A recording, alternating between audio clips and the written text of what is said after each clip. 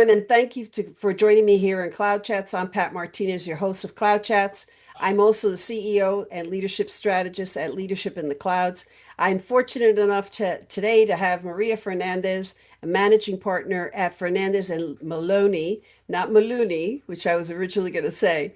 And she is coming here. She's hailing from Louisville, Kentucky. Thank you, Maria, for being with me here today.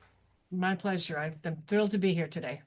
You're known for your legal expertise, but I want to take a moment and just ask you if you could just introduce yourself, where you go to school, why you in Louisville, Kentucky, what brought you there, and a little bit about your background that you could share. Um, I'm the daughter of immigrants. My parents came from Cuba in the late 50s.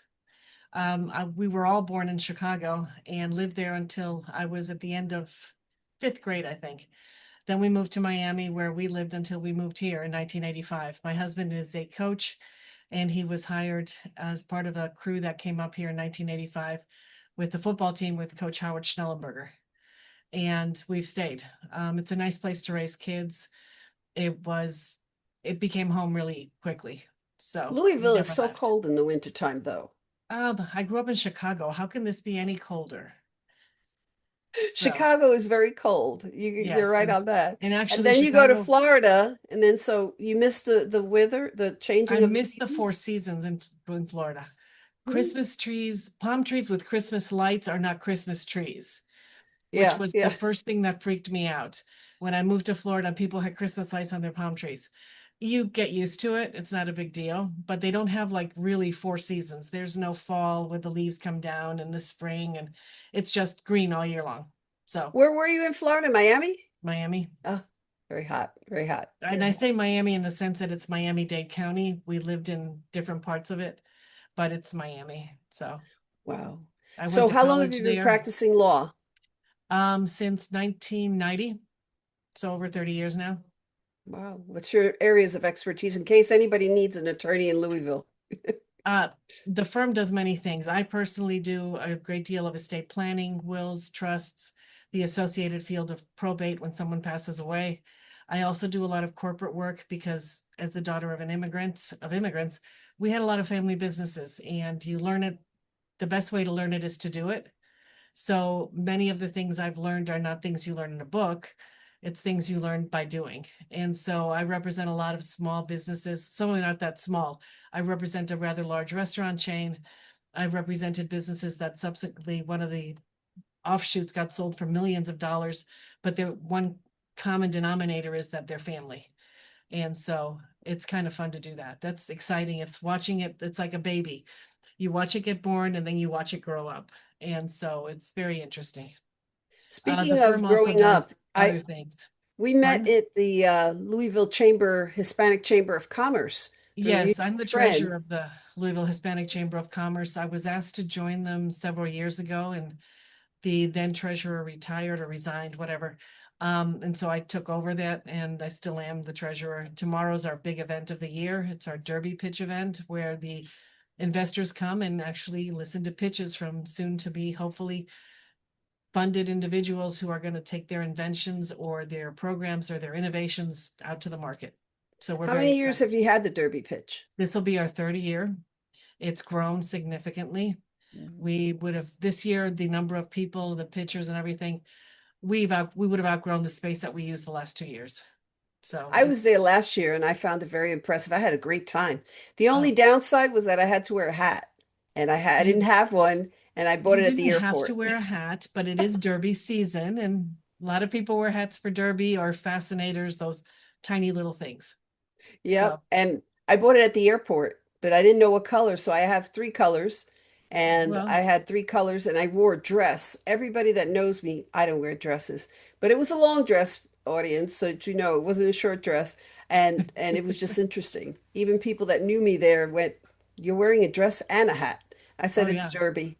it's Derby. People do all kinds of things for Derby. Well, now It that you was have three wonderful. hats, you have to come back and use the other hats. That's it. That's it. Maria, we met there and in the chamber, and you've had moments in your life that, being an attorney is one of the challenges everybody has. But being a woman, what are some challenges or experiences that you can share with the audience today that made you who you are today? first of all, I was taught as a child that I was the oldest. You can be anything you want to be, and you're going to go to school, you're going to get an education. That's what I heard from as long as I can remember. And I've been working since I was 6. I used to help my father sell office equipment. But one of the funniest things that I still remember to this day, and my one of my former partners also remembers, is that when we moved from the space we were at when we created our own firm the first time, we moved to some very nice offices with beautiful space. And it was one of those days where I was in sneakers because I had no clients. I was wearing jeans and I was cutting by the conference room, and some man comes out, hands me a piece of paper and says, "Make copies for me." And I go, "Excuse me?" He goes, "I need a copy of this." I go, "My name is this. It's above the door. I don't make copies. You can ask my partner." And I kept walking. And so he went back in and said something to him at the time. And he goes, "You did what? You asked her to do what?" She goes, "She's my partner." First of all, you don't talk to anyone the way he did. But he goes, "I got to go make sure she's not angry." So then he came out. He goes, "You okay?" And I go, "Yeah, he's just an idiot. Never mind." That I just learned from a long time ago that you have to stand up for yourself. You are who you are. And if you've earned it, you deserve to get recognition for what you've earned. So So what was the turning point where you found this power that you I find think that I you was raised voice? that way. I Yeah. was raised as the oldest of 4 kids in a family business. I think my parents instilled it in us that you stand up for yourself. I did get kicked out of 3rd grade because I kicked a nun, but it was self-defense and she pulled my hair. And It was self-defense what? she pulled my hair. And so my father went in and they didn't kick me out after that. I stayed till the end of the year and I changed schools. Oh So my we stood up for Lord. ourselves a long time ago. So You know, nuns are notorious for back in the day. They used to do corporal yeah. punishment and everything like that. So that's what, do you think that that's why you became an attorney? No, I think it's just something that I watched my father help other people. And he would have been an amazing. I had a grandfather who was a lawyer in Spain, but I never met him. He died when my dad was 10. And so I don't know that my father ever saw him do that. But I think it was something that was in him anyway. My father was always helping somebody. My mother does the same thing. And it's just, I saw it in all of us in some way or another. I have a brother who's a lawyer, and, my sister's an educator. So I think we all grew up that way. You know, when we talk about the what you're talking about is that innate kind of these stepping stones that people give Hmm. you. You know, Yes. we learn from our parents things that now people go to school for, Oh, yeah. and they knew it intuitively that you just Hmm. treat people the way you want to do, but also that forcefulness of being strong and snapping back up and having your own voice. So I want to ask you this question. In your experience that caused you to step back, has there ever been a point in your time where you had to heal that you felt, I can't go on, and you took a breath, but then you forged forward because of the It background wasn't that that you I took a have and those breath. the building blocks that you were given? It wasn't like I never really took a step back, but I was forced to take a step back when I got COVID in 2020. And I was in the hospital on a respirator, Mm, and I was out for several months. Thank God for my partner. He's wonderful. He kept the firm going. But that does make you take a step back and say, we mortality is a reality for all of us. And after you come out of a hospital, which I joke is my insurance company provided vacation, it made you kind of think about what's going on in your life. And nobody asks to get COVID. I don't know where I got it, but I ended up in the hospital. yeah. That was the step back. So You know, I remember I was so happy. I thought I was going to be wearing that badge that says I never got COVID. And I was so proud until August of 2024. And my oh. daughter got sick, I got sick, and my husband got sick. We were all sick in the house. I went, what the heck happened here? Mhm. Where's my It, badge? I wanted to wear it. I think it yeah, was either I never 2024 or had that badge. So 2025. Yeah, 2024, I think it was, and I got sick for the first yeah. time. And it was eye-opening. You just Hmm. really So take I got it moment. in, I went to the hospital April 1st of 2020. Wow. And Now you said you went to school, you became a lawyer in 1990. And mhm. then when you opened up the firm, that happened to you. What did you find about gaining the power of being who you are? When did you come into your own of knowing I am the owner of this business? I'm the Fernandez of Fernandez and Malone. Maloney? Well, the first firm was Fernandez, Friedman, Grossman and Kahn, and we created it in 1998. But Wow. before that, I was a partner in another firm uh, because I joined it straight out of law school and stayed there. And after I forget how many years, I made partner there. But then some of us started talking and made decisions and choices, and we went out and formed that firm. I don't know when exactly it happened. But we always heard you walk in like you own the place. That's how we grew up. So when I went to interview for that very first job, it was March maybe of that year. And I walked in wearing a full length coat, a mink coat that I had bought at an auction for $200 because I never would have bought it for real. And they thought it was a client. They had no idea that I was there to interview for a job. But you walk in like you own the place. So I Right. walked in that way and I hit it off with two of the partners, and that was it. So you went through how many cycles of partners? Because there always seems to be a lot of changes going on in law firms. Well, in the very first partnership, there were 8 partners, but when we split off, some of them retired and some came with us. And then we created the first partnership of 4. And it stayed that way until one of them left the practice of law and then one retired. Another one joined us. And I've been the constant. And of the others, 2 of them have retired, one stopped practicing, and one has a firm across town, but we're still really good friends. We share cases. Were you the only female originally in the firm? I was the Oh, how only did that? female ever of the first firm. Really? Yeah, I Really? was the only female partner they ever had. How did you deal with that dynamic? I didn't, doesn't matter to At the me. time, you didn't feel it. It's now in Well, hindsight. I never No, really did because that's how I was good, raised. good, good. When you say that's how I was raised, are you the only child? No, I'm well, the oldest of 4, but we all got treated the same. Very good. Who was the Yeah, strongest, your mom or dad or both? both different ways, Both. but both. Yeah. Hmm. They taught you the way to be and to Yeah, always just move you can forward. do anything you want. So in the area of I know lawyers have no time. You're very involved in the community as well. I'm on the board of Legal Aid Society here, and I have been for over 20 years. Wow. And that's, one of the ones I'm near and dear to my heart. Legal services for the poor. There's so many people who can't afford it and need it. So that's like my favorite. Then I'm past president of the Louisville Bar Association. So I have one more year on the actual board and the executive team. There's the Hispanic Chamber of Commerce.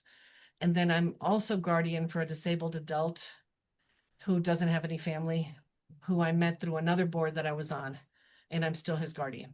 So How do you balance that all and still have time to, because you got a great personality and we've talked and you laugh and you smile and you're very, very, very approachable. How do you not become go with the sour in flow. life? You don't have time for that. That just ruins your life. You can't pick your battles.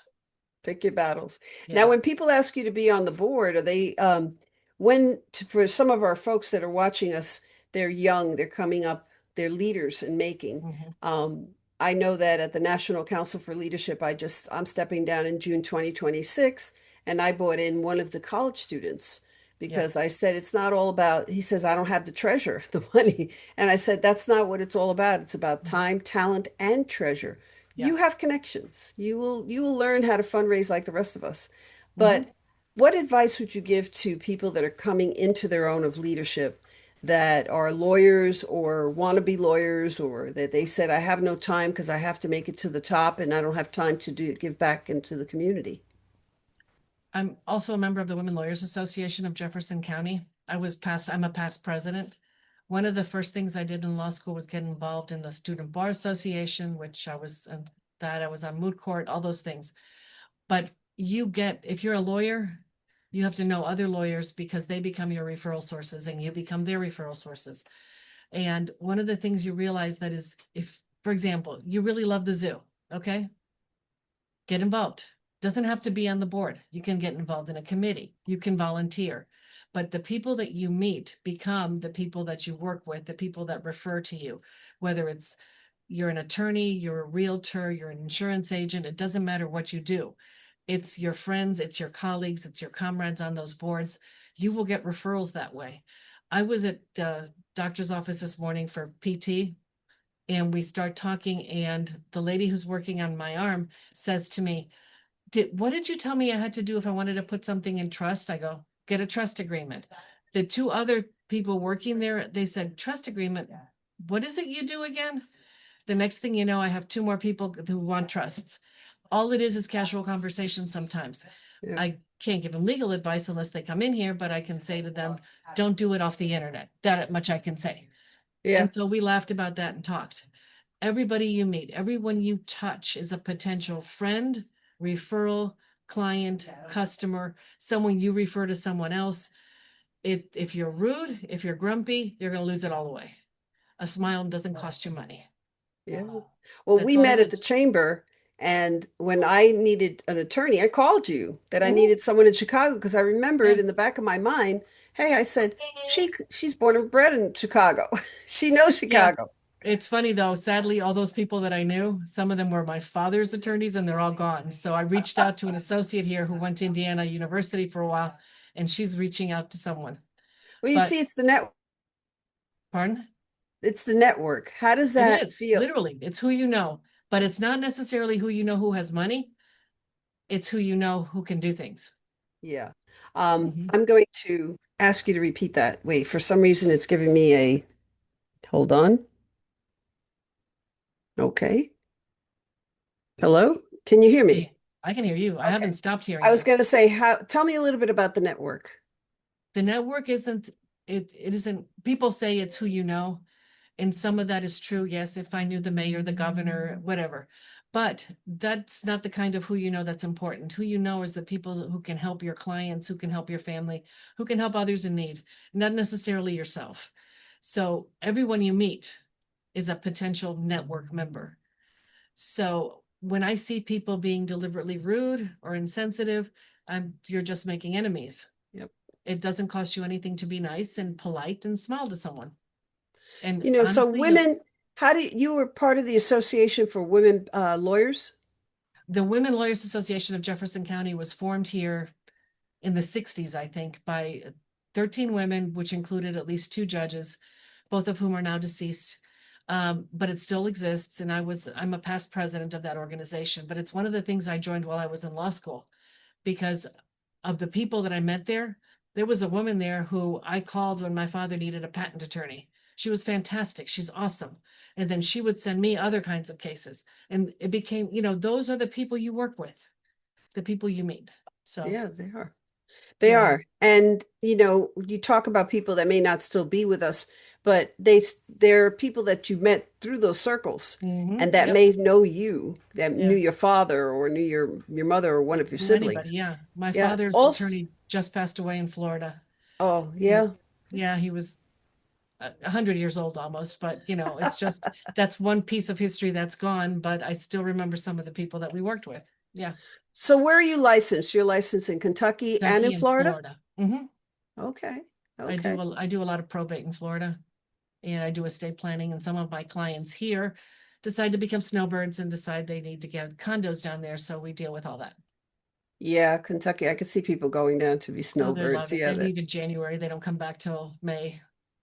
So You know, you they seem to be at the chamber and in areas where people are meeting people and building businesses.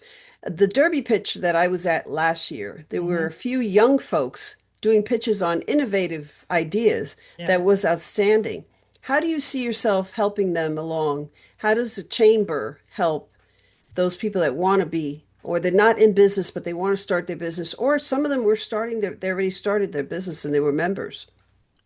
We recently, this doesn't exactly refer to the Derby pitch, but we did a program recently geared towards contractors, general contractors and subcontractors on issues that are important to starting a business or maintaining a business. And I spoke at that. We also had several people that were already in the business as speakers. We had someone who dealt with OSHA. Part of our mission is education.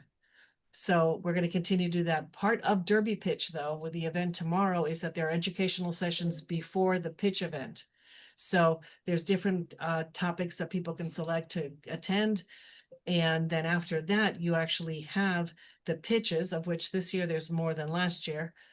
And then there's going to be a meal after that one. So, but Yeah. you will get to And there hear was actually, dancing, if I remember correctly. It was dancing after the yes, meal. there's supposed to be dancing as well. Yes. That's So great. So the other initiative that you're involved in, what was the name again? Please the remind Legal me. Aid Society, Yes. How do you navigate that involvement? well, I'm on the board. So the Legal Aid Society is very, I got to give them credit. They're incredibly organized and they have a really great executive director, a development director who's fantastic. I mean, we have wonderful staff and we have some incredible lawyers over there. Part of my job as a board member is obviously to participate in the board, and I'm on the finance committee and I'm on the development committee, and they meet throughout the year. But then I'm also one of the people that's willing to answer questions. So if there's a question about an estate or a document, you take the phone calls, you help the attorneys over there. They Hmm. keep track of time because that's considered donated legal services and they get credit for that from the national organization by keeping track. I don't keep track of it. It's what I do for them. And You so, do everything, but you do it in kind, but you don't keep track of it. yeah, Yeah, I remember when I worked at the YMCA and I was a volunteer coordinator, I would have to keep time track of yeah, everybody's time thing. When you talk about the areas that you're an expert in, you're in the people business. You know, you yeah. really are. Yeah. Well, anything with the law is people. People come to us when they need help, when they need advice, when they need guidance. So if you don't want to be a people person, the private practice of law might not be for you. But there's people that have law degrees that when I first moved here, the president of Churchill Downs, the track, he was a lawyer. I Mm, mean, there's a lot of lawyers that are in non-legal positions. They're in management in big corporations, they're in compliance. I know at least one that works for University of Louisville Hospital that deals with management issues and HR issues. There's all kinds of possibilities when you have a law degree that don't necessarily mean you go to court and argue about a ticket. Because I don't do that. I can count the number of tickets I've done in my whole life on one hand. And so that you've it's received or that you've no, argued? that I've argued. Okay. Yeah. No, actually, tickets received is two. So, Okay. and one of them I should have fought, I would have won. Um, you can't clock me if we're going like this at each other. So over a hill, but I couldn't, I didn't have time. So yeah, you have to be a people person. You can't be grumpy and do this job. You have to be able to talk to people at some of their worst moments. You know, when people Hmm. come to see you and their grandmother's passed away or their mother's passed away, God forbid if it's a child, it's heart wrenching. Yeah, So that is. You people know, skills are important. you talk about your people skills and everything like that, but having purpose, power, but finding your peace also, that balance. How do you keep that going in the station of life that you're in? I have two grandchildren.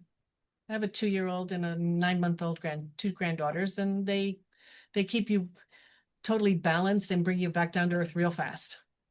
And you realize how tired you get How because you old are can't keep they? up. 2 and 9 months. Oh, okay. Yeah. Yeah. So Yeah. so we actually have them on Thursday at our house and on Sundays. We help with them with the activities and stuff. And they're very appreciative of having that time. At least, Oh, is well, it the your kids, daughter that's, it's my yeah. oldest daughter's two So your kids. daughter goes, oh, okay. Yeah, They're at they get to grandma's do for a while. something else. And actually, sometimes on Sundays, all she does is laundry, but that's Or okay. sleep. Yeah, yeah. Yeah. There's So, never a time off for a mom. Never a no, time. There's always ever. something to be Doesn't done. matter how old they are. That's So, right. My yeah. son just came back and my daughter, and it's fine that I'm very happy that they're here, but also I start saying, oh, all of a sudden I'm cooking a lot and okay. And he did his own laundry, thank God, but Well, there's this still generation lives yeah, off DoorDash. that's So let right. them treat you sometimes. That's what they want to do. And I said, no, don't do that. Save your money. So I said, I'll cook. I But don't want to cook. tonight we're doing pizza. I'm not cooking. That's it. Yeah. But At least one day a week we get Chinese takeout. So, that's it. That's it. One day a week. That's it. yeah. As far as you've done a lot. You know that you've had people that have come into your life, and your father's been very instrumental. You were telling me some stories the other day when we were talking that made me laugh. I'll never forget the alligator, um, and patching that up and things of that The nature. fiberglass bathtubs, yes. Yeah, and doing that. But as far as the key role in life, we all do a lot of things, and in this kind of Mhm. chapter of your life, how do you want to be remembered? I don't know. I never thought about it. I don't think anyone in my family thinks that way. I'd like to think that if people talk about me, they have good things to say, that I do a good job, that I help people when they need it. I'm the first one to say, here, use this document, or they call me up and I'll say, here's one, I'll take the names out and send it to you. Sometimes, because a lot of stuff that we do are simple motions that get repeated in probate. Um, you just want to say that when people talk about you, that you made a good contribution to society, because I truly believe it's all about helping somebody, paying it forward. So Paying it forward. That seems to be the theme yeah, when we but all it's talk true though. about leadership and anything that Yeah. we want to just make sure that we pay it forward. We're a Hmm. limited time on this earth here. I Yeah. know that you're one of our speakers for the Success in Mind conference that we have coming up, and I Hmm. want to thank you for being there. You're going to be helping a lot of business owners talking about legal compliance. So hopefully they'll be able to they'll come in and they'll see you and they'll say, I remember her from Cloud Chats. So we'll be posting this in a few days and people will be able to start knowing who Maria Fernandez is. Thank you so much for being on the show. Oh, thank you for asking. And before we close out, are there any nuggets of wisdom or words of wisdom that up and coming lawyers or even lawyers that are in the trenches or anybody that you want to reach out to give them I words think of wisdom? part of this applies to anybody. It doesn't matter whether you're a lawyer, a doctor, a dentist. Find someone that you look up to, a mentor, and ask them to help you. Even if it's only have a conversation once a month, someone to chat with. So if you're frustrated, you can bounce ideas off of.